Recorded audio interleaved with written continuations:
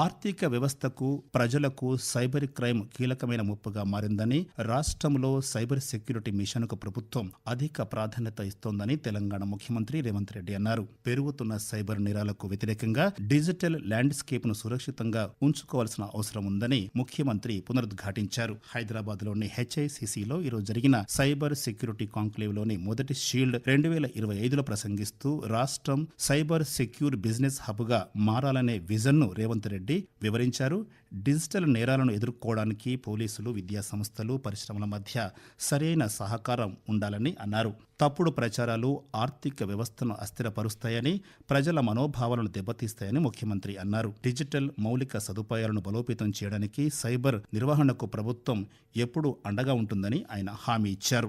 దేశం మొత్తం ఒక యూనిట్ గా ఈ సైబర్ క్రైమ్ లో పనిచేయాల్సిన అవసరం ఉన్నది. కోఆర్డినేషన్ కూడా చాలా అవసరం ఉన్నది. Telangana state cyber crime department కి సంబంధించి ప్రత్యేకంగా మంచి షీల్డ్ 2025 కార్యక్రమాన్ని ఏర్పాటు చేసి ఇందులో ఎక్స్పర్ట్స్ ని, ఇతర రాష్ట్రాలకు సంబంధించిన అధికారులను పాల్గొనే విధంగా చేసి ఒక కోఆర్డినేషన్, ఒక connecting bridge with in the states, with in the country, with in the departments చేయడానికి ఏదైతే ప్రయత్నం చేస్తుందో ఇది first initiative, very best initiative. Telangana రాష్ట్రం భవిష్యత్తులో కూడా దేశానికి రోల్ మోడల్ గా నిలబడుతుంది.